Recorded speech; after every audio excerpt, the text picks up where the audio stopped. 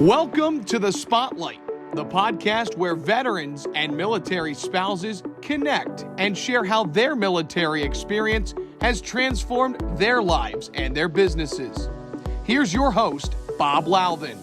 Hey, this is your host, Bob Louthen, founder of the VeteranCrowd Network, the network that brings veterans and veteran-led businesses together with each other and the resources they need to prosper. And you are tuning into The Spotlight.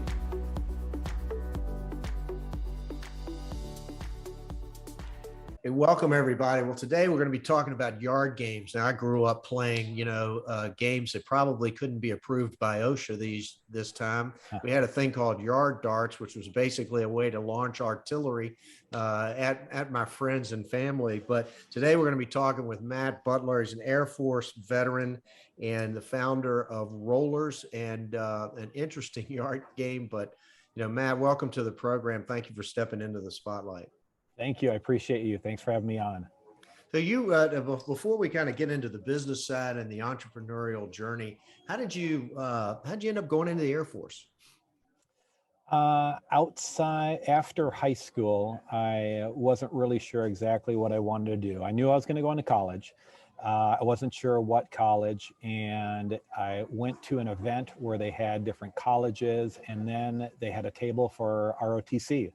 I grew up in Minnesota. There's not any active duty bases there. They have a reserve base at the Minneapolis airport for C-130s.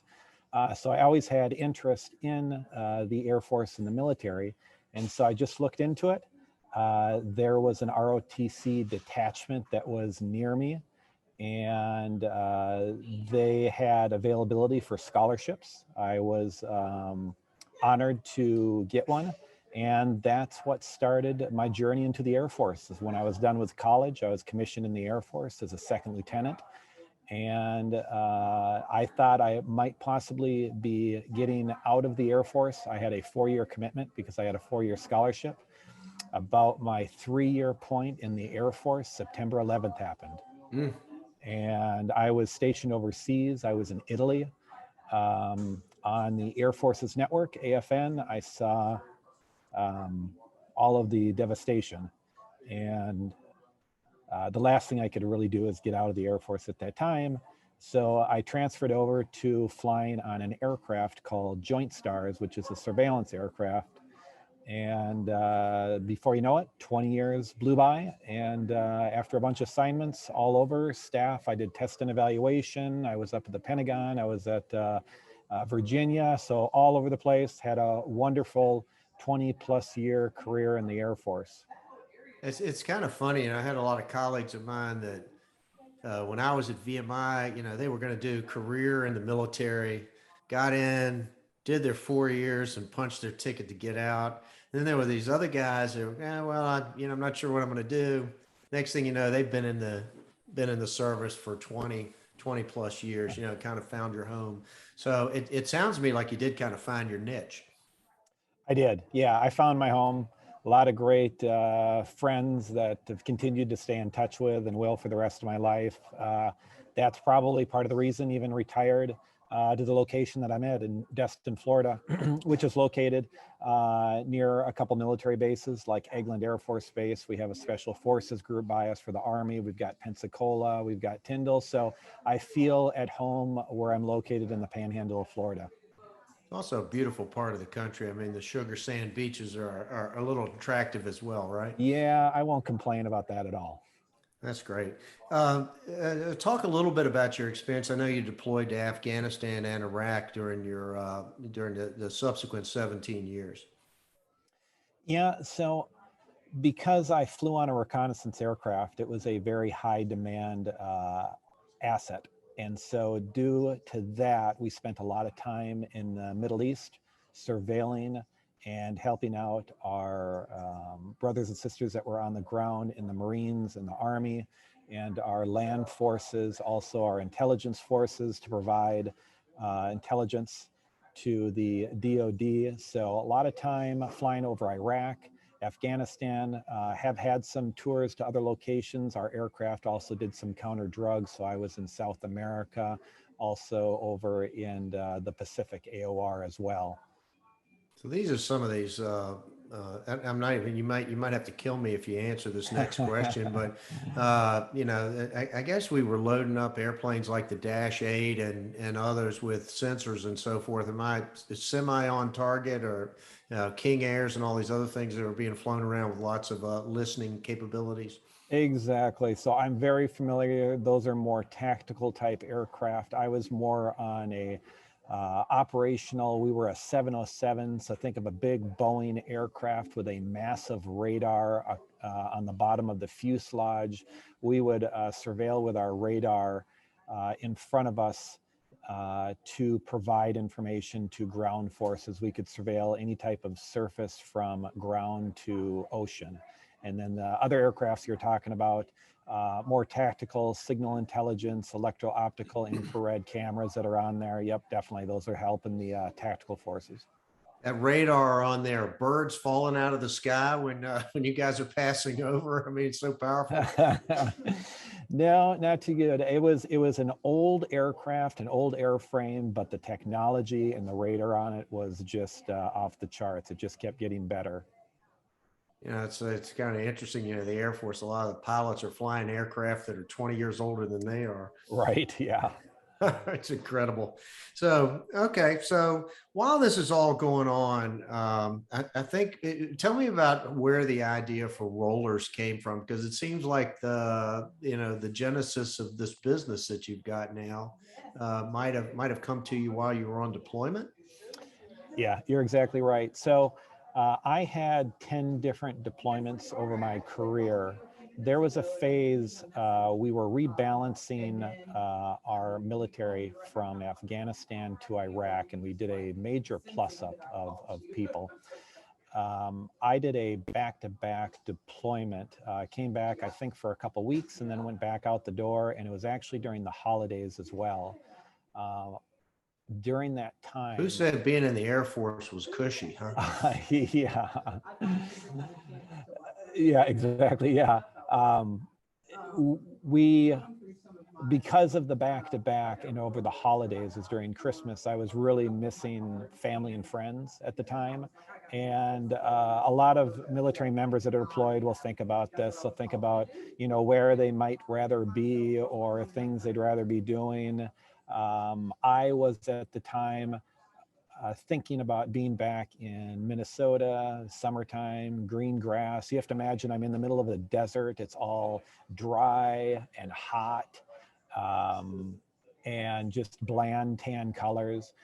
And so over my journey and career in the Air Force, especially when I was stationed overseas in Italy, I played a lot of outdoor games like bocce ball at wineries and that. Came across other outdoor games in Belgium called roly boly. Pétanque is another one that's popular in France, which is similar to bocce ball. In the UK or England, they've got bowls or lawn bowling. So all these games were coming to mind to me. And I was even thinking, you mentioned earlier, lawn darts, which are banned in the United States. But they were so much fun. I mean. Oh yeah. Oh, definitely. I won't disagree. If you look, I'm sure there's some kid in the emergency room with one of them, stuck in a body part. But yeah, and they brought that back a little bit without the pointed, dart on there. They've gone to something that's more of a bean bag that's on there. So a little bit less safe, maybe a little less fun, a little, less risk of being injured. But with that being said, I started taking all these other yard games that I have come across over time. I started, in a way, in my mind, conceptually taking parts that I didn't like about other games. For example, bocce ball have very heavy bocce balls themselves, so it could be 30 to 40 pounds to carry around. If anyone ever plays bag toss or cornhole, the boards are very heavy. They don't fit in the trunk of your car, so I was thinking mobility. I was thinking lightweight. I was trying to incorporate a scoring element, which I did into rollers. So I took a mashup of all these different games and kind of Frankenstein into what is today rollers. And rollers essentially is you have two goals and you have 6 discs. You have a red team and a blue team. We have other colors, but you roll these discs in an underhand bowling motion towards the goal. And at some point, these discs, the rollers themselves, will fall over on one side or the other, which show and reveal your points of how many points that you scored as you get as close as you can to the goal. And so one person scores per round, like bocce ball, whoever is closest to the goal. And you add up those points, but there's a little twist to it as well. If you get it to lean against the goal, which is called a leaner, which is what they also have in horseshoes, you get double the points that are showing outside of it. So that's essentially what the game is. When I came back from a deployment, I did a little bit of woodworking on one of the bases I was stationed at when I was younger. So I had crafted up some prototypes in my garage and showed it to some friends, and they liked the game. And I wasn't sure if that was just friends that are just being nice to me, and they're probably thinking, what is Matt doing making these games in his garage? But then somebody actually offered to buy it. And then I moved on to making 50 sets of them, and then more sets, and they kept selling. And that's kind of how things started. So it literally started in conceptually overseas, brought back the concept, prototyped it, and that's where it all started. Then I had to start looking for manufacturing, packaging, all sorts of things. And so my journey of continual learning really went into hyperdrive. When we come back, we're going to talk a little bit more about Matt's entrepreneurial journey. You're listening to The Spotlight on the VeteranCrowd Network. Honor, duty, service. At the VeteranCrowd Network, we're focused on our next mission, bringing veterans, veteran-operated businesses, and veteran service organizations together with each other and the resources they need to prosper. That's why we are launching the VeteranCrowd Rewards Program, exclusively for our individual and corporate members. Now you can save on travel, restaurants, goods, and services from brands you trust online and at over 900,000 locations nationwide. Find out more today at VeteranCrowdNetwork.com. If you are a veteran-operated business, or a VSO, consider the connections, the network, the benefits, the engagement, and success of working with other veterans again. The VeteranCrowd Network, you paid a lot of dues to join this club. Welcome back. So my guest is Matt Butler, the founder of Rollors. So Matt, it's a fascinating game that you've generated. I think you make it, you make your product out of New Zealand, some kind of wood. What is it? Yep, we have different types of wood, primarily do a New Zealand pine. We also have what's called a New Zealand rubber wood as well. This is where we derive You're importing rubber. this wood from New Zealand. Yes, yes, Are there some special properties to New Zealand pine that make it best for the game?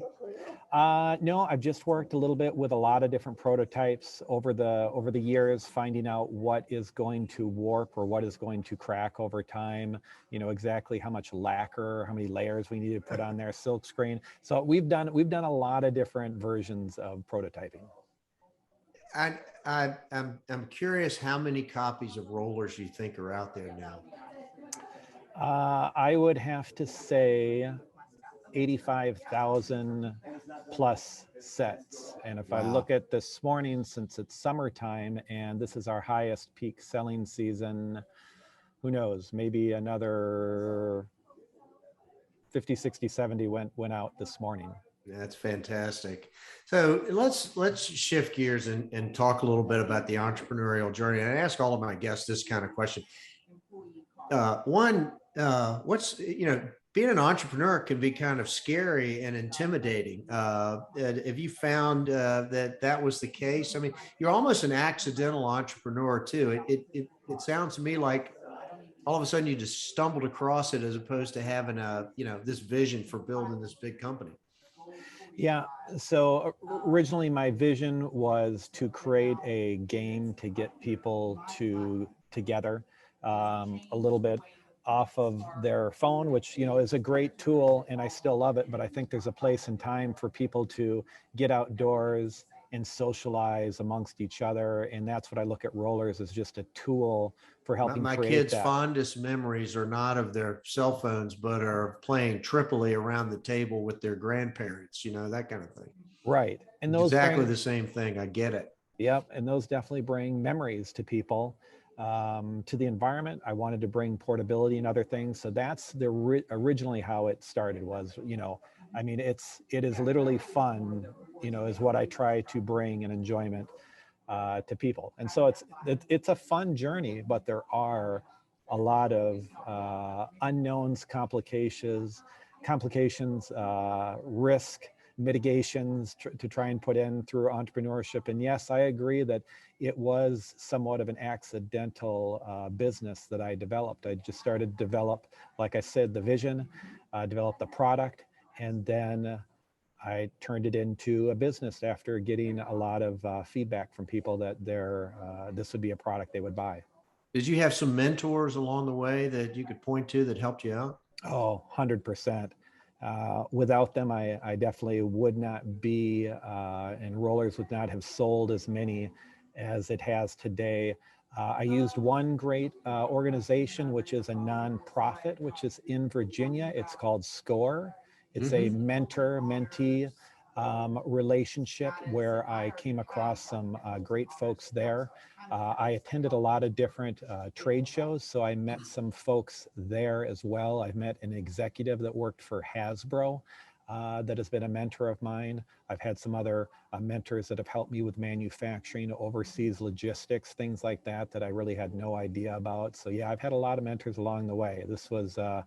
This is not an overnight success. This is a success in 10 years in the making with a lot of research and help. I can't tell you how many people say it takes 10 years to become an overnight success. So. Yeah, I know. Hey, so you started off manufacturing them in your garage basically, but now you've outsourced all that manufacturing. Is that what I'm understanding? Everything's outsourced. Yep. Everything's outsourced now. And so let me go down a different track here. Do you think that your military experience has helped you be a better entrepreneur? Oh, 100%. Yeah, I even help, I teach Boots to Business, which is a 2-day course for transitioning veterans. I teach that from time to time and when I have availability. And a lot of the things that I teach and instruct, and because I've lived through it, is there's a lot of things we learn, working with teams. There's also making do with what you have. If you start a business and you're working out of your garage, you have to make do with what you have. Think about if you're ever on a deployment, do you get all the things that you need on your deployment? It's really never the case. I do have some pictures back when I was deployed where we built some furniture, a table and chairs from 2x4s and things like that. Old pallets. Old pallet, exactly. Pallets go a long way and you can do a lot with those. Critical thinking.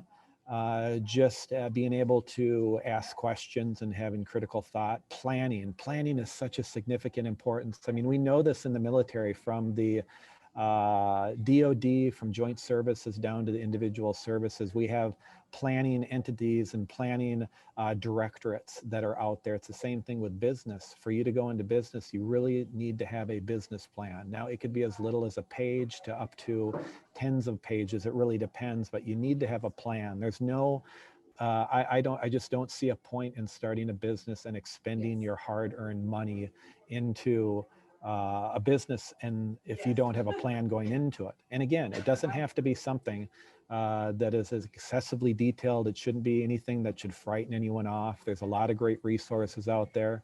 The SBA, SBA.gov has business plan templates that are out there. I mean, there's a lot of tools that are out there for folks to take a look at and use. You find yourself, using tools. I find myself using the 5-paragraph op order. Yeah. When I got to get something done, it helps me organize. I mean, there's some things like that you find yourself, repeating in business that maybe were some procedures you learned in the Air Force. Oh, 100%. So people laugh at me because I've got checklists everywhere, and I'm so used to in aviation, you got your notes, warnings, and cautions. I don't have anything like that because there's really no warnings per se that anyone's going to really get injured in anything, maybe a forklift or a pallet jack. But I have a lot of checklists that go through of how to do what when it needs to be done. I have a daily process that I have in place of all the different websites and locations I need to go throughout the day. So I implement a lot of things that I've learned in the military, like, as I said, checklist. You've gotten some public notoriety, Wall Street Journal, Fox and Friends. Now you're on the Veteran Crowd Network. I mean, look how you've progressed, Yeah. But what does the future hold for the company? What does the next 18 to 24 months look like?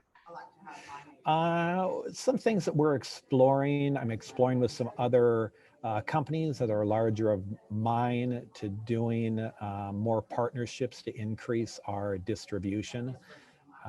We've looked at different types of materials, have talked to Walmart about a plastic version, not sure if it's something want to go to. I do like the wood look because they're all very unique and individual with the grains on the wood. But as an entrepreneur, I think you need to keep an open mind to opportunities. So looking at that, licensing opportunities. I talked to somebody from NASCAR.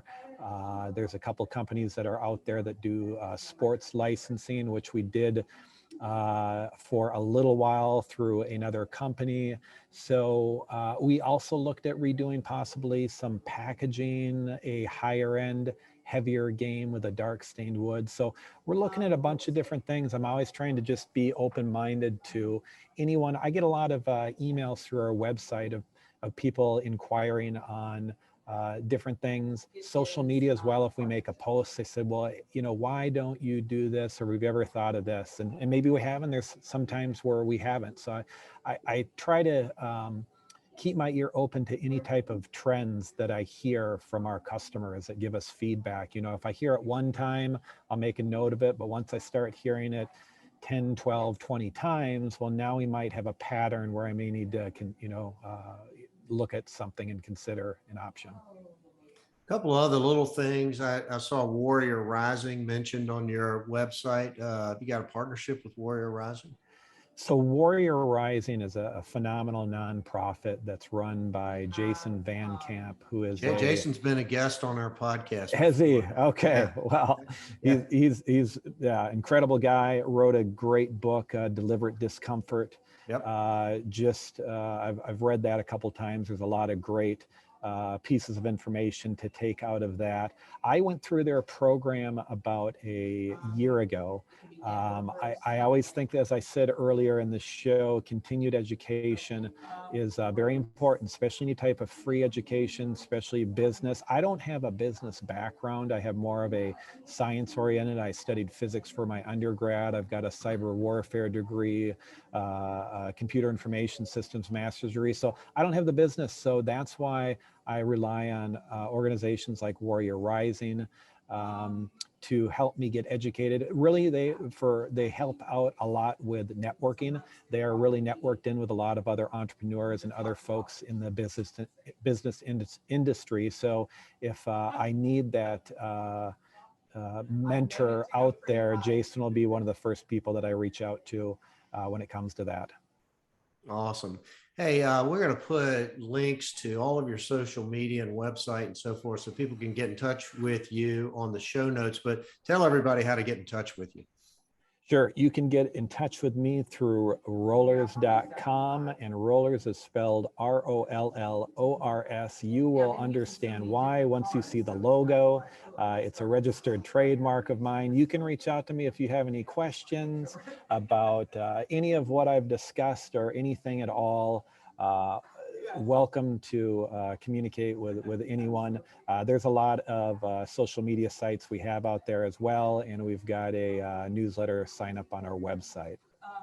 Well, Matt, it's been great talking to you. Thank you so much. Really interesting thing that you're doing. I'm sure folks are going to be very excited. And by the way, folks, my set of rollers are on order as of today. I reached out and got them on order. I'm looking forward to having them this summer at what is soon going to become my grandchild magnet, playground. So summer camp Bob here. But anyway, thank you, Matt, for stepping into the spotlight. I really appreciate it. All right. Thank you so much for having me on the VeteranCrowd Network. Hey, you've been listening to the Spotlight on the Veteran Crowd Network. Again, my guest has been Matt Butler, the founder of Rollors. Go check them out. And Matt, I want to give you a Army Bravo Zulu for your performance today. Thanks so much. And that's a wrap.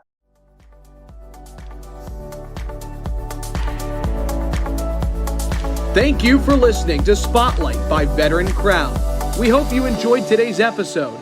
For more information and uploads, please visit our website at VeteranCrowdNetwork.com. We'll see you next time.